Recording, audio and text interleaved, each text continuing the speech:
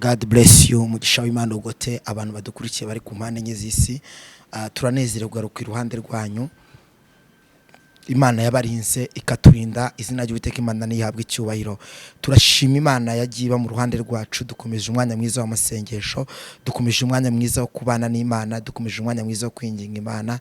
Njya nkunda kubwira abantu ngo amasengesho ni intwaro y'Umukristo ajya arwanisha abadayimoni batajya bashyikira, abarozi batashyikira.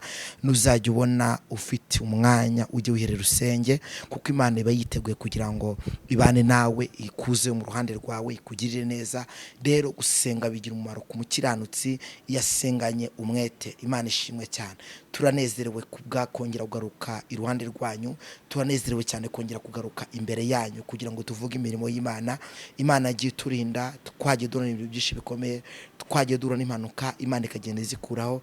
Nongeye kugaruka iruhande rwanyu kandi nshimira mwebwe mudahwema kubana natwe muri uyu mwanya mwiza. Turi mu gihe cyiza cy'amasengesho asoza umwaka, amasengesho y'imbaraga, amasengesho yo guhendahenda Imana, amasengesho yo kubwira Imana ikongereka guha imbaraga, ikongereka zikakurwanirira. Ni amasengesho afite topic ivuga ngo ntutinye. Birashoboka cyane ko uri mu bihe bigutinyishije, birashoboka cyane ko uri mu bihe biguteye ubwoba, birashoboka cyane ko uri mu bihe bituma umutima wawe wiheba. Ariko umunsi wa none nkuzaniye ijambo rikomeye ry'amasengesho duhagazemo avuga ngo ntutinye. Hari ibintu bijye bitinyisha abantu, bigatuma imitima yabo yiheba, bigatuma imitima y'abantu icikamo igikuba. Ariko Imana ikubwiye ngo ntutinye, aba ari ikimenyetso kigaragaza ko Imana ikuzi, aba ari ikimenyetso kigaragaza ko Imana iri mu ruhande rwawe, aba ari ikimenyetso kigaragaza ko Imana ikuzi kandi ikuzirikana. Izina ry'Uwiteka Imana nihabwe icyubahiro. Reka dusenge Imana kugira ngo tujye mu mwanya mwiza w'ijambo ry'Imana muri kumwe na Profete Rukundo. Imana ibaho umugisha mwinshi cyane. Turagushimiye mwami w'abami Yesu Kristo. Terasere ko tarazenemo defota siko tenemo nekite stepola bosa kerebo shetasire domene kotasire gro.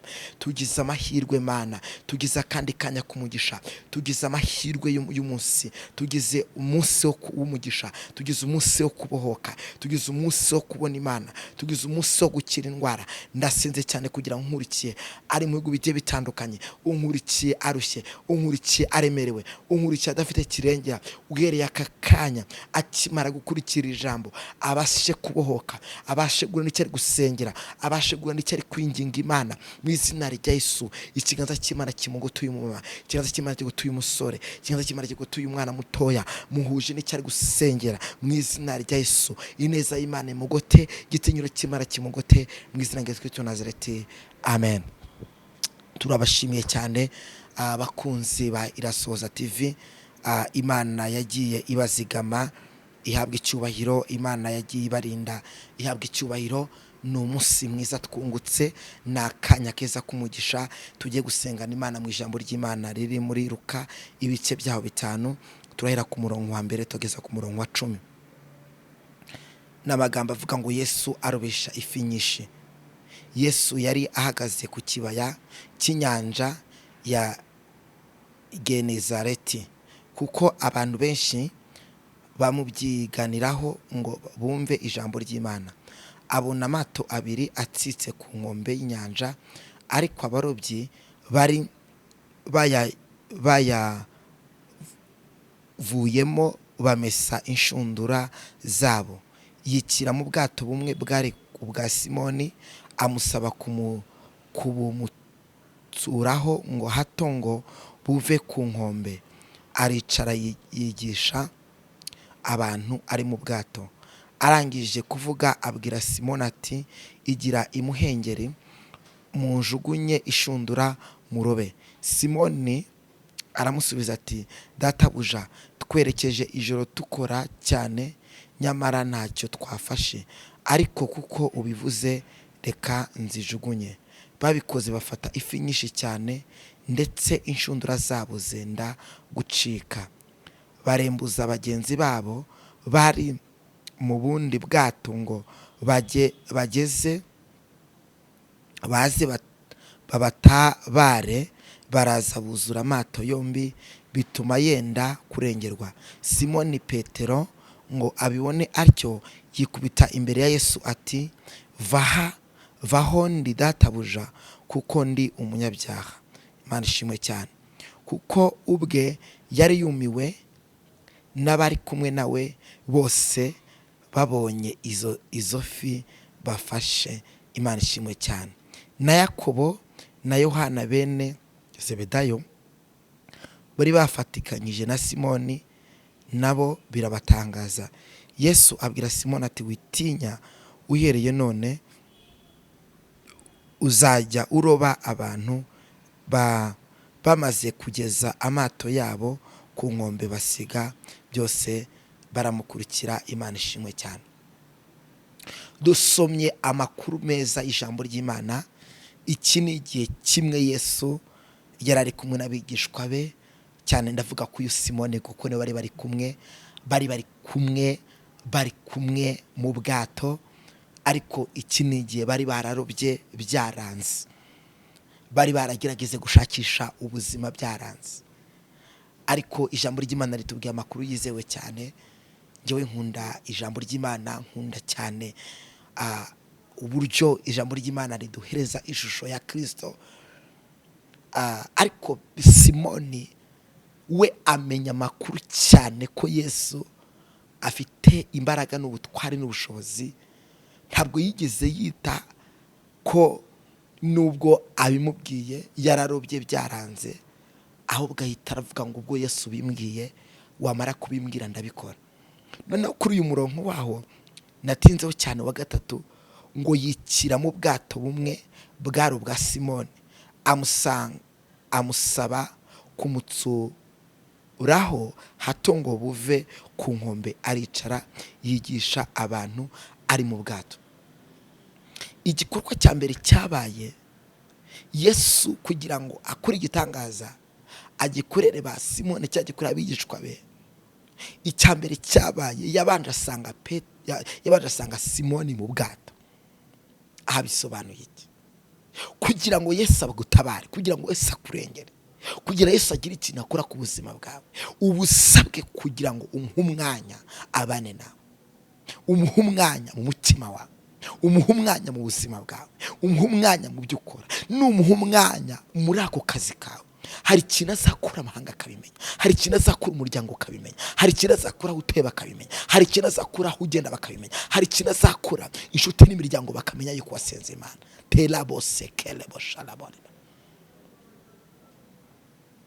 Simoni abwira Yesu ngo ngwino. Arangije baricarana, baragendana. Bakimara kugendana, umva ikintu yahise amubwira. Arangije kuvuga abwira Simoni ati igira imuhengeri mujugunye inshundura murobe. Haleluya. Iyo Yesu umuhaye umwanya mu mutima wawe, ubu bwato ndabugereranya n'iyi si turimo. Noneho Simoni ndamugereranya nawe cyangwa nanjye.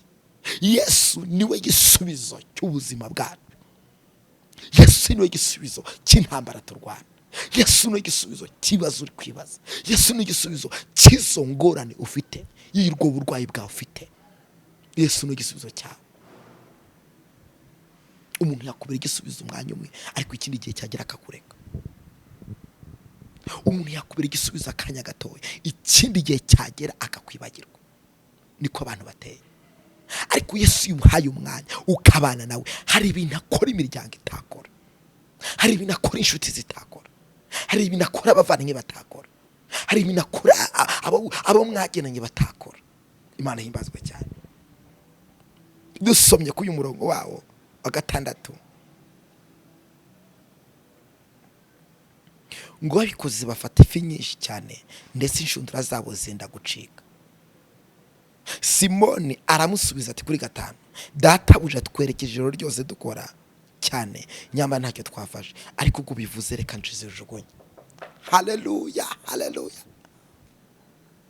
Nta kintu kimwe bari bafashe, bari bazi igihe kirekire ntacyo bafata, bari maze igihe kirekire ntacyo bafata. Wibutse ko turi mu masengesho avuga ngo ntutinye, Uwiteka Imana aje kukurwanirira. Haleluya. Petero nawe niwe uvuga amagambo ya Kristo, aravuga ngo ubundi twakuvoye tukajya he? Kare ufite amagambo meza y'ukuri, kugumana na Yesu mu bibazo byawe, mu ntambara zawe, bituma iguteye ubwoba ntacyo bigutwara. uyu munsi wa none nkuzana ijambo rituma umutima wawe ukomera, kugumana na Yesu. Mu bihe byawe byose gumana na Yesu. Mu ntambaro uri kurwana gumana na Yesu. Mu bibazo ufite gumana na Yesu. Gumana na Yesu mu bibazo byawe, gumana na Yesu mu ntambara zawe, gumana na Yesu ntabwo azagureka, gumana na Yesu ntabwo azaguhana, gumana na Yesu ntabwo azigira kwibagirwa. Haleluya. Gumana na Yesu ntabwo azigira kwibagirwa, ntabwo azigira kureka. Nugumana na Yesu mu ntambara zawe azabana nawe, ntabwo azakureka, ntabwo azaguhana, ntabwo azakwirengagiza, azagutabara, azakugira neza. Aje kubwira ijambo ngo ntutinye kuko ndi kumwe nawe, ariko ntunakihebe kuko ari Imana yawe.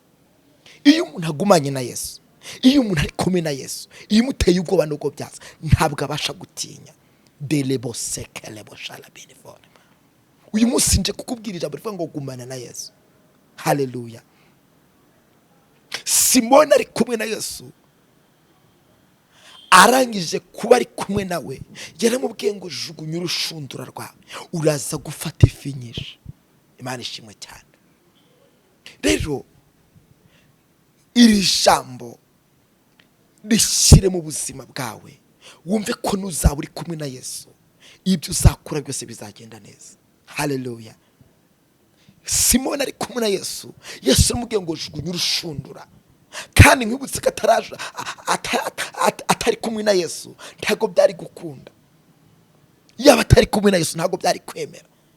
Yaba atari kumwe na Yesu ntago byari kumwemerera. Mama, musore, mwene data, ndakwifuriza kugumana na Yesu. Nugumana na Yesu azabana nawe. Nugumana na Yesu ntabwo azakureka. Nugumana na Yesu biguteye ubwoba ntacyo bizagutwara. Nugumana na Yesu imiryango izakugarukira. Nugumana na Yesu abakwanze bazakugarukira. Nugumana na Yesu abagufashe ijambo bazihana. Nugumana na Yesu indwara izakira. Nugumana na Yesu ibibazo bizarangira. Tekerebo seforeba. Gumana na Yesu muri iki gihe. Muri iki gihe kigoye, muri iki gihe cy'intambara, muri iki gihe cy'ibibazo, muri iki gihe simeze nabi, muri iki gihe abantu bameze nabi, muri iki gihe abantu bari kwanga Imana, muri iki gihe abantu bari gusebya abantu, muri iki gihe abarozi bahagurutse, gumana na Yesu. Ngutumyeho muri aya masango gumane na Yesu. Ngutumyeho muri aka kanya ngo gumane na Yesu. Ngutumyeho muri isago na gumana na Yesu. Nugumana na Yesu uzakira ibisubizo. Nugumana na Yesu uzakira impinduka. Nugumana na Yesu indwara izahunga. Nugumana na Yesu abarozi bazagenda. Nugumana na Yesu indwara izahunga. Tekerebo seketerebo. Gumana na Yesu. Arangije Simoni ajugunya urushundura. Haleluya. Niko ijambo ryatubwiye. Amaze kujugunya urushundura ngo afate ifi nyinshi. Haleluya. Kubera kujye kugumana na Yesu hari ibisubizo ugiye kwakira. Kubera kujye kugumana na Yesu hari igitangazo ugiye kubona. Kubera kujye kugumana na Yesu indwara igiye gukira. Haleluya. Kubera ko gumanye na Yesu ibibazo birarangiye, hari amakuba Imana irangije ku buzima bwawe. Kubera ko gumanye na Yesu ibiye magambo no kurwanwa birarashize. Imana igiye kukwinjiza mu gitangaza. Imana igiye kuguha umugisha utavogerwa. Imana igiye kukukiza iyo ndwara yakwizingiyeho. Takiselebo tekerebo. Gumana na Yesu muri isaha. Ndagusengeye inshuti yanjye, ndagusengeye muvandimwe, ndagusengeye inshuti yanjye. Acira amahoro y'umutima, acira ikiganza cy'Imana kikubeho, acira guhumurizwa n'Imana, acira igitangaza cy'Imana, acira kongera guseka, acira amahoro mu mutima, acira impinduka mu rugo rwawe. Muri uku kwezi kwa 11 ndagusengeye ibyari byaranze nibyemere, ibitakundaga nibikunde.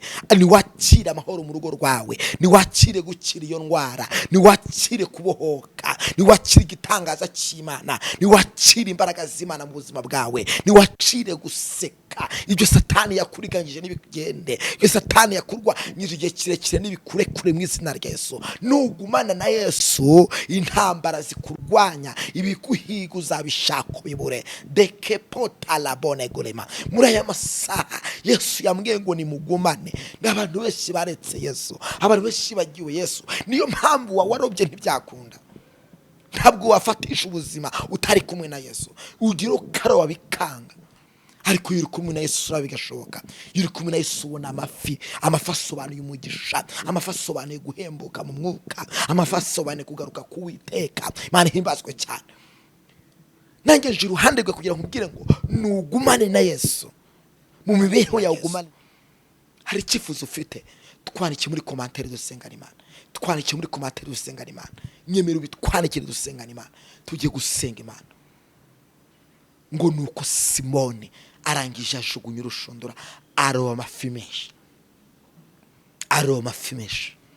Ndakwifuriza ko uyu mwaka warangira hari ibitangazo ubonye. Ndakwifuriza ko uyu mwaka warangira hari impinduka ubonye ku buzima bwawe.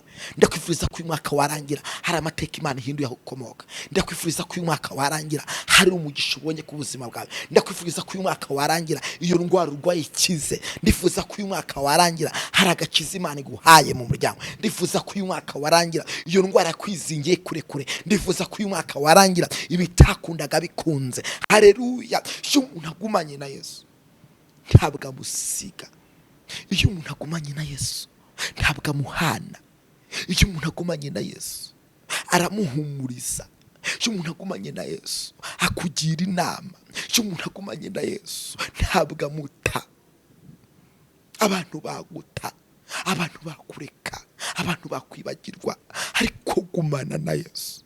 Muri icyo kibazo cyawe gumana na Yesu. Muri izo ntambara z'urudaca gumana na Yesu. Muri ibyo bibazo bikugoye gumana na Yesu. Muri uko kuburara gumana na Yesu. Muri uko kubura pfo na ruguru gumana na Yesu. Muri iyo ndwara ikuruhije umutima gumana na Yesu. Ntabwo azakureka, azabana nawe, azakurwanirira, azohereza ingabo nto nini, ahagurukire kugutabara. Hasifiwe reposire gone mandastai. Kugumana na Yesu ni by'agaciro. Nagiye mbona abantu bagiye bagumana n'abantu bakomeye ariko igihe cyagira bakabata. Nagiye mbona abantu bagumana n'abantu bitwa ngo n'inshuti igihe cyagira bakabata. Ariko nta muntu agumanye na Yesu Imana igireka.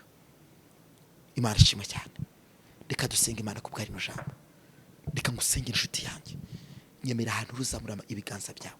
Wizera Imana ikubohore. Uri Imana y'urukundo rwinshi. Uri Imana y'imbaraga nyinshi. Uri Imana y'ubushobozi bwinshi. Uri Imana ikora imirimo.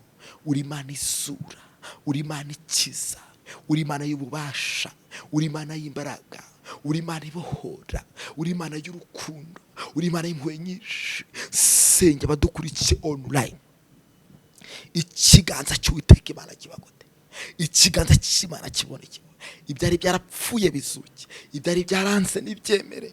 Ibyitagendaga neza bigende neza. Uwiteka we ineza yawe nibagote. Ndabasengeye Imana. Uyu mwaka ibyari batinyishije nibibare kure. Ibyari bitumye umutima wiheba nibibare kure. Bagumane nawe muri iyi minsi. Bagumane nawe muri iki gihe kirgoye. Bagumane nawe muri iyi minsi ruhije abagenzi. Tekerebo shatakaraba. Ndabasengeye.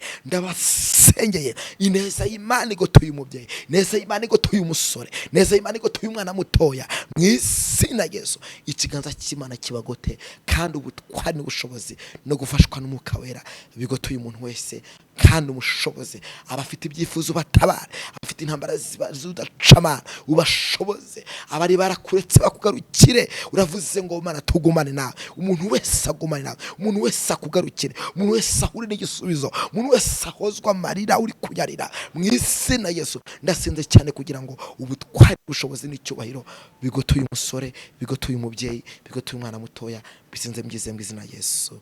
Amen. God bless you. Imana igumugisha. Yesu aravuze ngo gumana nawe. Nugumana nawe azaguhindura amateka. Nugumana nawe azabana nawe. Turagukunda cyane. Imana igumugisha. Ntutinye gumana na Yesu. Amen.